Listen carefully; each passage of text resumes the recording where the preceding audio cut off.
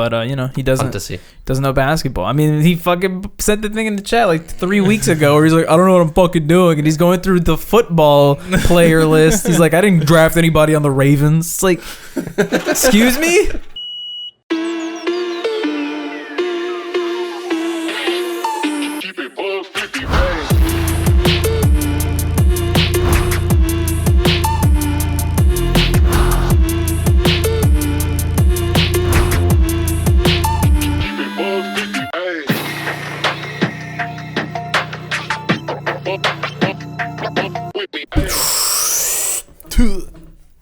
What the fuck, bro? I'm supposed to come in. I'm supposed to start the show. I do the breathing thing. I'm appalled. Welcome to the Joystick Show 265. I'm just angry right off the bat.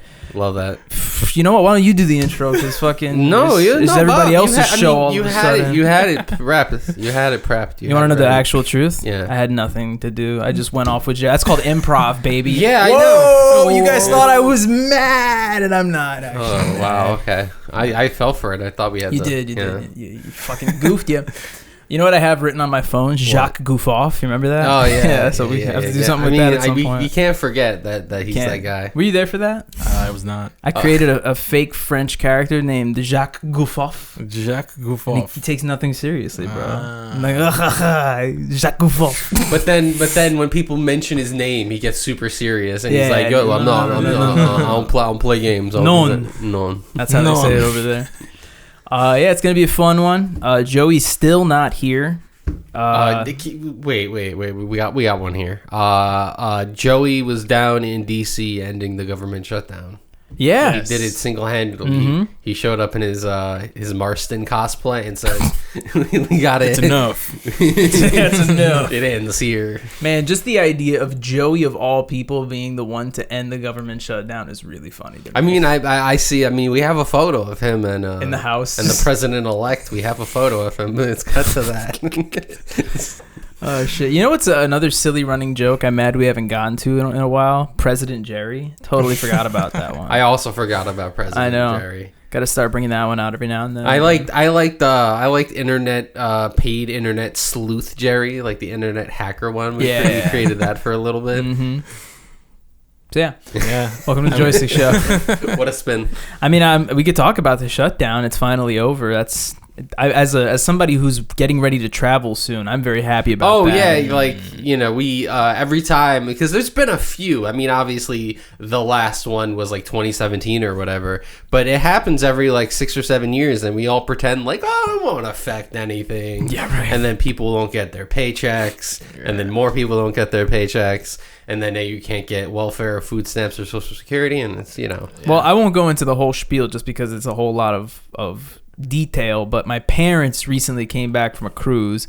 Their trip, or rather they left the day before the cruise left from Fort Lauderdale, so they had to take a plane from New York to Fort Lauderdale, and their plane originally was supposed to leave at like 8 a.m. and get to Florida like 1-2 p.m. They ended up leaving from Newark instead of JFK at 1 in the morning or like midnight, so they got to Florida at like 3 in the morning. So it was literally just like a whole day's worth of travel where they couldn't even fly out of JFK. They had to drive to Newark. So it was just a hassle. But on their way back, they fell into a lot more delays as well. But my mom was telling me that they went to the airport like 3 hours early and they wanted to check their bags. But I guess because of all the staggered flights, Delta was like, oh no, we can't check your bags. We can only check in the bags for the flights that are leaving soon. So my parents just had to like sit on the floor of the airport at the front for like 2 hours.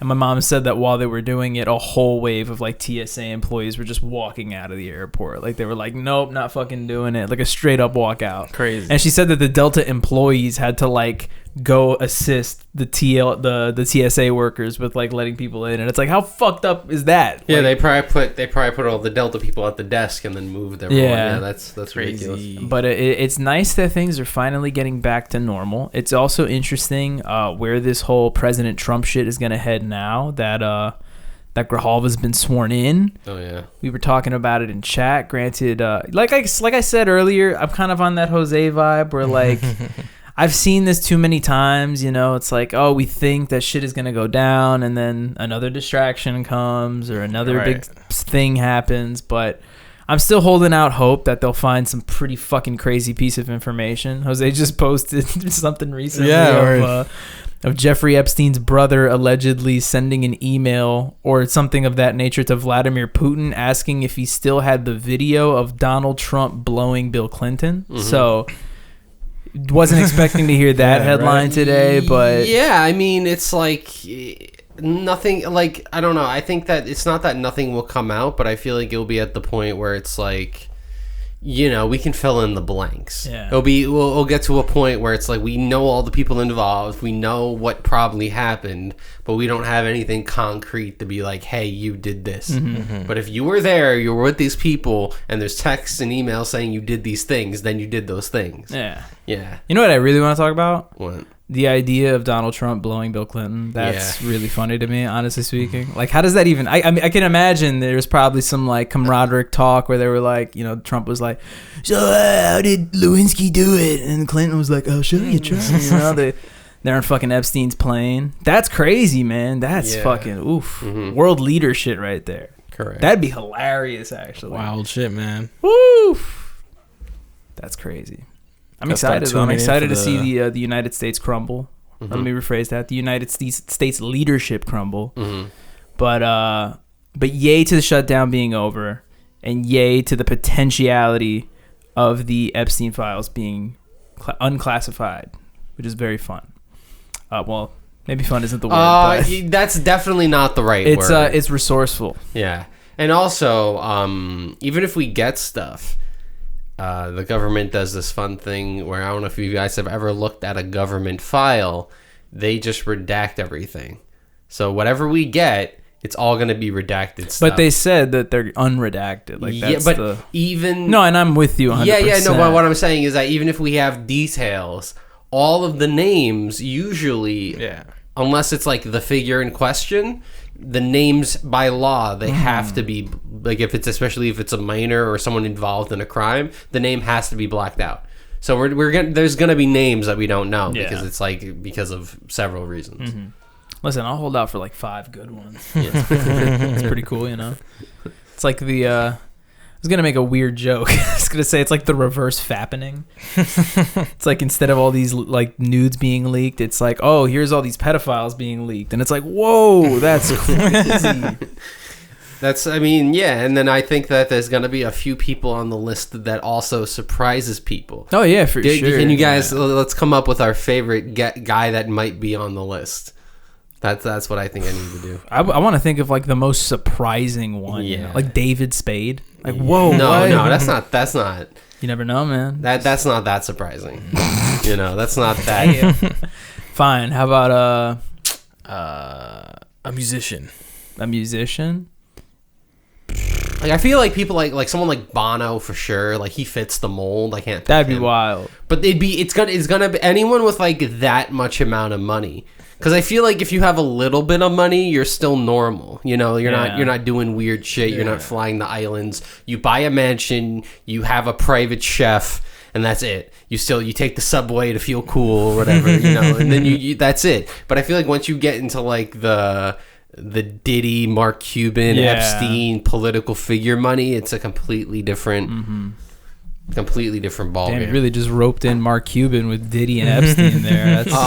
the Hamburglar. You know, there's a lot of people. Now that would be a wild one on the list. There's a photo of him on the plane, like he's in trial. Like, all right, Mr. Burglar, we see you were on the plane 6 times. I'll never tell. Burglar. I don't even know what he sounds like. I couldn't do it. A Hamburglar impression.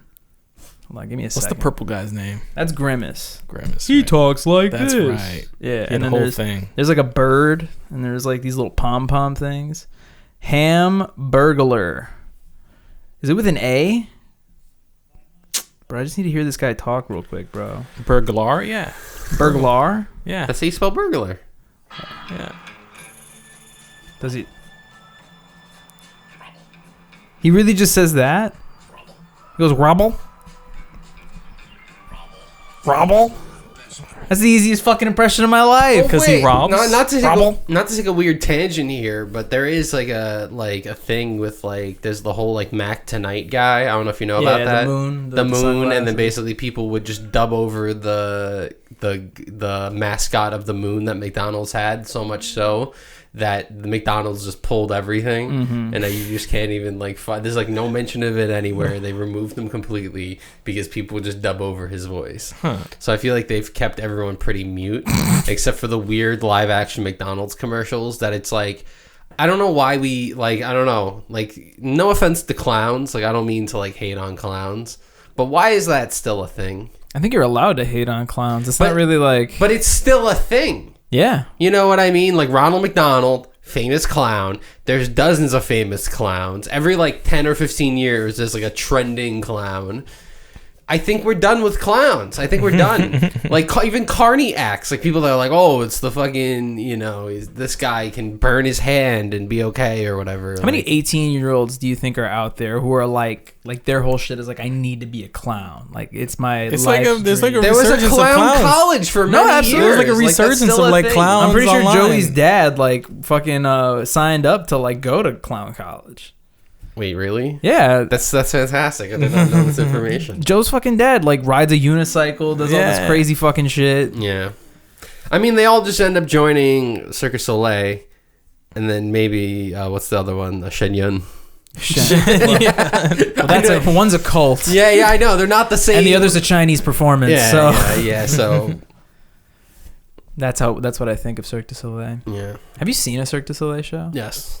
I haven't seen one in a minute. I've seen one, and it was like, I was upset because when I was like young, I was like, oh, I loved the circus. Like my parents said that was my favorite thing to go to as a child. Just get like the big fucking popcorn, right? And just watch the fucking, animals, right? I loved all that shit. But then I went to the Cirque du Soleil, and I was mad because it wasn't actually the circus. It was like a performance. There was like, well, it was It's like nicer than the circus. it's a lot nicer. But As I was a kid, you're like, yeah. I'm like, this is not the fucking. There's no elephant. Like, I want the fucking elephant and the lion. Like, That's I was trying to remember the one I saw. My parents took me to see Yvncc with a K. This was made up. It was like it was at Madison Square Garden. It was like a winter themed Cirque du Soleil show. I was like, but it was cool. It was a vibe.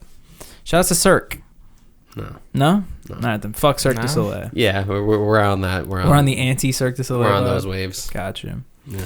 Fire. I watched a series that pertains to something that's actually playing behind Dylan's head at this moment. That is basketball. Yes. We're watching the in-season tournament. That's now named actually the Emirates Cup. I gotta remember the branding. Hey, the fucking logo is everywhere. How can you? But I watched Netflix's Starting 5 season 2. I watched season 1 last year that followed the events of 5 very, very famous and popular basketball players, and season 2 follows the lives and the events of 5 new famous and popular basketball players. Those players being Shai Gilgeous-Alexander, Tyrese Halliburton, Jaylen Brown, James Harden, and Kevin Durant. Very fun in terms of being a basketball fan. Like, it's kind of funny. Like, I went into it being like, oh, I want to learn more about like Kevin Durant because he's like a quiet person. And then like he literally starts the series off being like, I've done mad commercials, I've done mad interviews. Like, my shit is out there. Y'all just not listening. So I'm like, hey, he's got a point, But it was a good watch. I was really impressed with how they were able to pull it off. I actually think I enjoyed season 2 more than season 1. I was telling you guys earlier that it was low-key worth it just to watch OKC get really fucked up in the club after they won. That was a really funny treat. But I have some thoughts. And by thoughts, I don't mean like criticisms or reviews. I mean like things that I thought were kind of funny about the show. Okay. First and foremost, I thought it was really interesting how we're following the lives of these players, 3 of whom are relatively young players. You could argue they haven't really hit their prime yet, those being Tyrese Halliburton, Shai Gilgeous-Alexander, and Jaylen Brown. But we're also following 2 veterans of the game, James Harden and Kevin Durant. But what I find really funny is whenever we're watching the first 3, the younger fellas, they're always like doing some real like adult shit, like they're getting ready to propose to their girlfriend, or they're taking care of their kid, or they're doing a yard sale in their house, or crazy shit like that, right? And then whenever they cut to Kevin Durant or James Harden, one is in the club and one is just playing video games in his house. Like, it's the funniest fucking thing. The other thing I found interesting is this show managed to make me actually like Tyrese Halliburton, which I never thought was possible. Like, he's not, like, it's a little, like, I'm sure if they made, like, a documentary on Trae Young, you would also be like, hey, he's not a rat piece of shit. Well, I have to actually clarify that, because I don't think you understand my feelings towards Trae Young, or to people like Jason Tatum, for that matter. Okay. I have a tremendous amount of respect for both Jason Tatum and Trae Young, and up until watching season 2 of Starting 5, I had zero respect for Tyrese Halliburton, and I mean that. I hated this kid. Damn. But after watching it, I was like, fuck, he's pretty fucking cool, I guess. It's one of those things where, like, you can obviously tell he had a really good upbringing, because, like, he has nothing to really complain about. He's like, chilling, vibing, eating candy. Like, he grew up in fucking, like, suburban, Oshkosh, Wisconsin. Yeah. Oshkosh, Wisconsin, which is like a hockey town. It's, like, not even, like, basketball, but it's like he had a good family life. I mean, listen, his mom made him puppy chow, his little cereal dessert, Also, I noticed, and I only noticed this because early on into the series, like episode 1, 2, I was like, I'm going to get really good at a Tyrese Halliburton impression, because up until now, I've just been doing like a Kermit the Frog impression, and that's kind of been sufficing. Yeah. But, as the show started off, he's like, yeah, we really try to, like, do our best to get through the season and stuff. But, like, as the series continues, and obviously it's reflected in the season itself, because they shoot the first episodes towards the beginning of the season and the last episodes towards, like, the playoffs and the finals. After his, like, injury, his voice goes up, like, 2 straight octaves. He's like, yeah, we really did our best. And I'm like, what is he doing? Like, is he a fucking frog or something? My last note about Halliburton is about his girlfriend, now his fiance, because spoiler alert, he does propose to her in the final episode. It's kind of like a cliffhanger thing they do. She mentions it no less than 6 times in the show. She's like, you get a ring, I get a ring, I want a ring, you better give me a ring. So it got to the point where even I was like, Shay, fucking TikTok, bro, you have no excuse. But what I found really funny is she's a very supportive girlfriend. She's very sweet. She's, like, very much into his career and tries to, like, uplift him whenever he's down and stuff. But what I couldn't help but notice is every fucking scene that they're both in, he has, like, another guy in. It's like they're chilling at home playing Mario Party, and 2 of his boys are there. He's at the house hanging out with his girlfriend, and then, like, 3 of his teammates show up to play dominoes.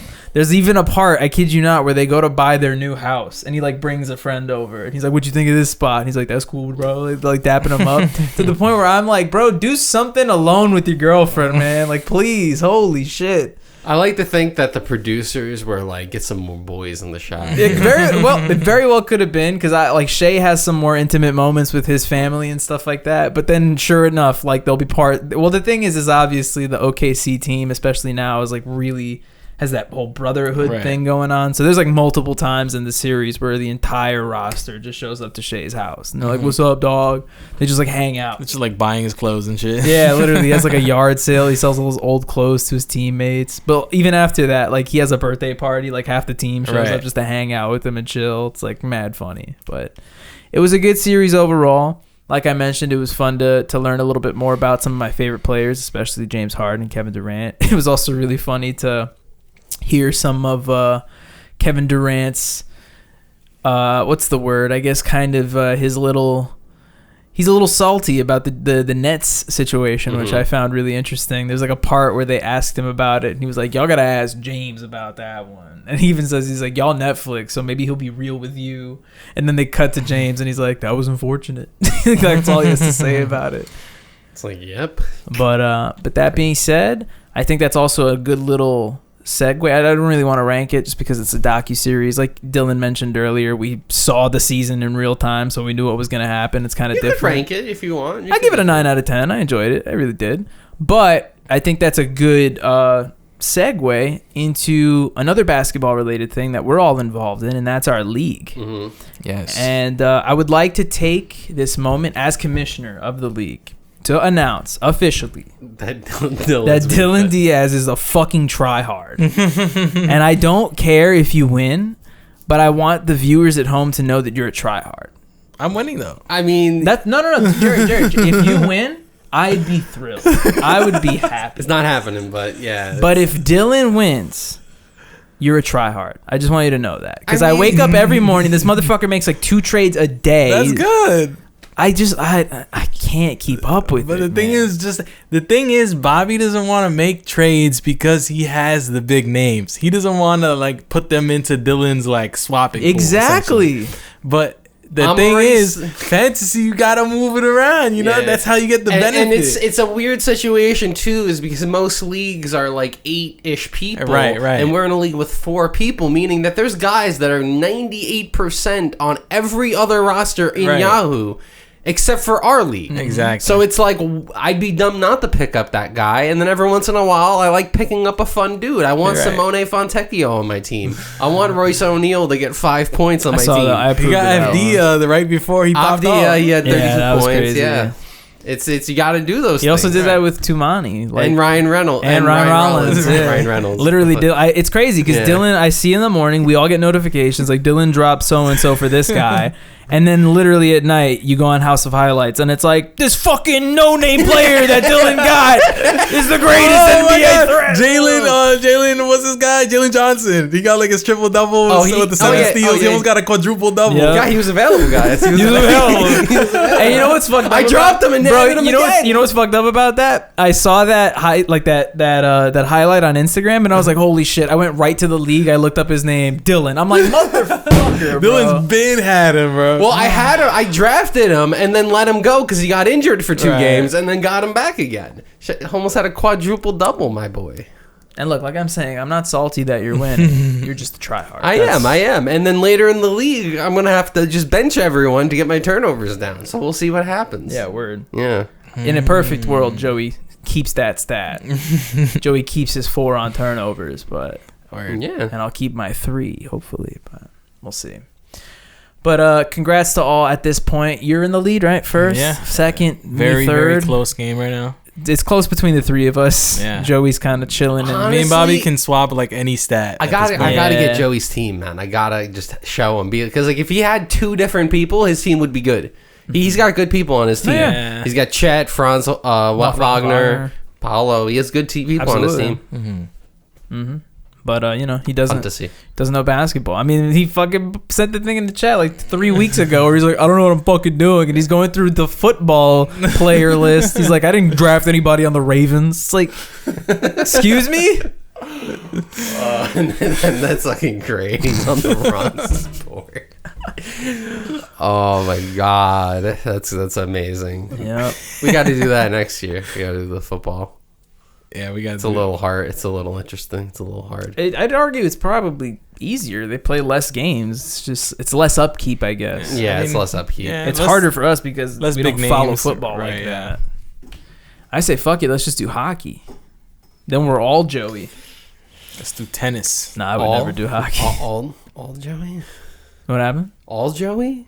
No, because I'm saying we all don't know shit about hockey. You would be the only person with actual insight into that. In my current hockey league, I'm 4th. So. Oh, I forgot you're even in a hockey. How many people? I joined a random one. It was 9. Okay. Fire. Yeah. Cool. All right. Anybody got anything else to add? I don't know. I've been watching Pluribus, this new Yvncc. What the fuck? What is Pluribus? It's the new show. It's redefining television, Dylan. Yeah, everybody's talking. About it's the new Apple TV hotness. That's what it is. It's a Vince Gilligan show. Yeah. So Breaking Bad vibes. Yeah. Right. It has the same chick from Better Call Saul, Kim Wexler. I forget what her real name is. Rhea something. Yeah. Seahorn. Something like that. Yeah, it's good. It's a weird concept. It's like zombies, but not. Yeah, I think if anything, this might be your best opportunity to explain it because the whole marketing of the show is very mysterious. It's very weird. All I've heard, literally the best description that I've heard was from Hungrybox's Twitter, where he said it is Better Call Saul meets Last of Us. Okay. So the show, it starts very weird because the beginning of the show is explaining to you how a virus gets loose, essentially. they're in like a lab and they're testing it on like rats and shit. And one of the rats is like dead, so they pull it out or something like that, and it was just playing dead, and it bites the chick, and she starts like bugging out, and basically like the lab gets like infected, and the virus is like it's like a hive mind, so like two people that have it should like share their brain, yeah, right, and so the virus like uses both of their knowledge to like keep spreading. Oh shit! So it spreads like ODs. So it's like an intelligent, right? So it spreads literally across the entire planet, and there's like 10 people that don't have it because the virus doesn't affect them, and the virus is like not trying to kill these people; it's trying to like improve itself. Mm-hmm. So it's like friendly to these people, but then it's like, oh yeah, in like a couple months you're gonna be like mindless, like, and we're just gonna control you. So it like they'll Still like give them everything. They'll like give them everything and stuff like that. Like it's kind of funny that so it's like they're the servants of the people that are left until they're gonna become part of the hive mind also. Okay. Right. Until the virus improves itself. So it's like a whole different spin on the zombie. Right. It's not so much a threat as much as it's almost like an inevitability. It's right. Time release zombie. Okay. Right. Okay. And the main character is the only one that's wants to go back to normal. Everyone else is like, this is great. I have like a whole army, like a whole. Gotcha. Everybody serves me free food. Yeah, that's interesting. I think I could get around. Oh, okay. Yeah, right? I see what's going on. That's a big jump from Breaking Bad to Better Call Saul. But yeah, very weird. It's dystopian. But I would never count Vince Gilligan out. Also, I have a really big respect for him and his vision in terms of like how he crafts shows, because I don't know if any of you saw, but somebody recently interviewed him about Pluribus and was asking him how many seasons it would have. And he was like, I think he said something along the lines of like 3 to 4, like he's aiming for. That. But he's like, in reality, like I just kind of let the show go on for as long as it needs to go. And that's basically what happened with like the other two, specifically with Breaking Bad. His intentions were to have it go on for like 2-3 seasons.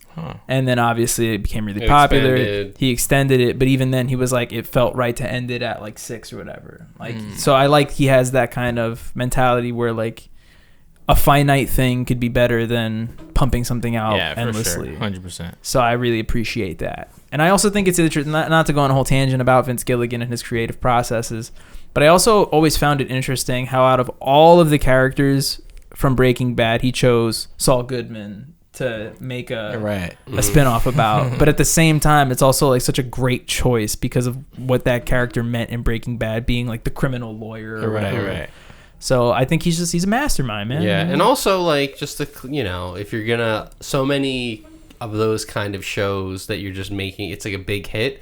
The idea is always like do the same shit, or just like people like the character this way, let's keep him this way. And then he's known for like actually changing the character, as opposed to most TV shows. It's like people die, people leave and come back or whatever, but they're always like the same type of character. Yeah. Very rarely do you see them just do like a 180 and become something else. It's like a live action Flanderization. Yeah. Where it's like the longer the character's been there, they just turn into the same thing over and over. Exactly. Whereas his character is like, no, we're going to go through some change. Yeah, that's important. People love not only do the people watching love that character development, but the actors themselves. Like they get tired of doing the same thing over and over again. They're like, bruh, give me something, chop my leg off. But shout outs to writing. I've been doing that lately, trying to get a movie out. It's like my new pre-30 goal because I recently turned 29. Yeah, you just gotta go to coffee shops, No, get the writing. There is a psychology to that. Order. Where do you sit? You sit by the window. The idea is like when you work in a space, not necessarily a coffee shop, even though that tends to be like the more cliche one. But when you work in a space that promotes productivity, it gets you like fuel to do more stuff because you're around. Like fast paced. You're by a lot. It's not just that. You're also just like around similar minded people, and it like fuels you to do more. It was also supposedly like the same mentality behind WeWork. Oh yeah. With those, I don't know what the word is. Definitely wasn't those, a scam. like shared learn. Definitely wasn't like those open office things. Yeah, I want to say something about that, but out of safety, I'm going to say it off podcast. So you remind me that one at the end. Yes, but then again, I don't think the company that's $38 billion in debt is really going to come for you at all. It's not like that. It's just a potential employer that I've been working and talking to with recently. I found out was involved slightly with not necessarily WeWork's upbringing, but actually WeWork's demise. Like, he was kind of one of the people responsible for like exposing what was happening with that.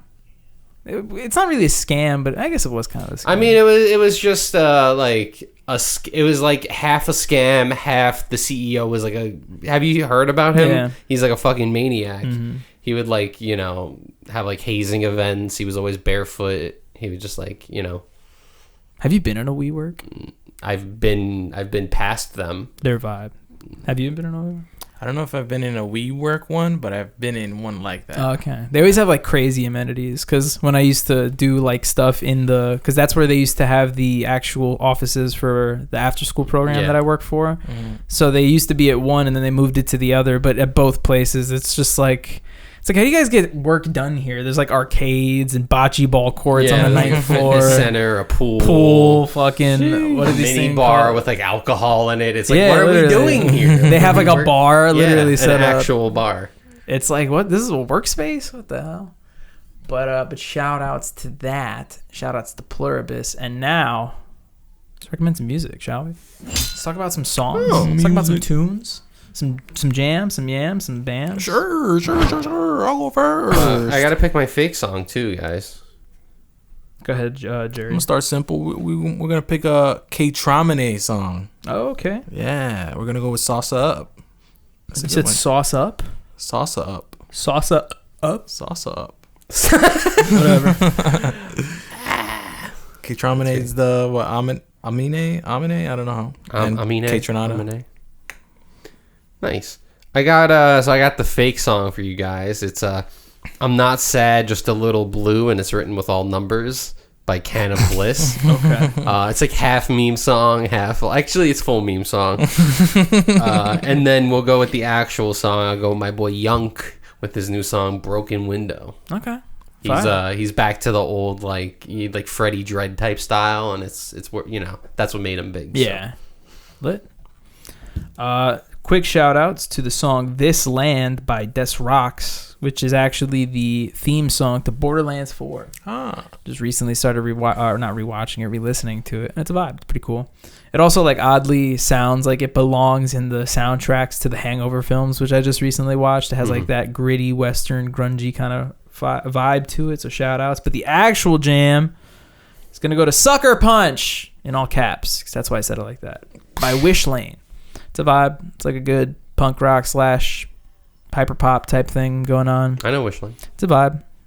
I jam to it. Yum. Thank you for watching this episode of the Joystick Show. Before we say goodbye, a quick little update.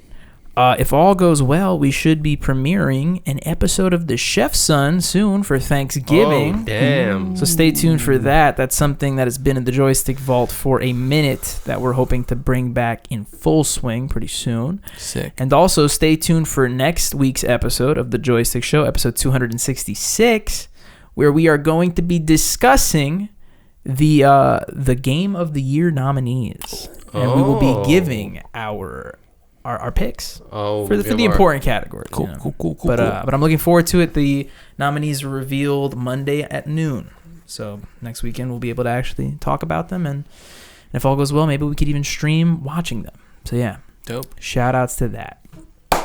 From all of us here at the Joystick Show, bada bing, bada boom. Toodaloo. You're supposed to say, we'll see you soon. Why would I say that? Okay, let's try it again. Ready? Bada bing, bada boom. See you tomorrow.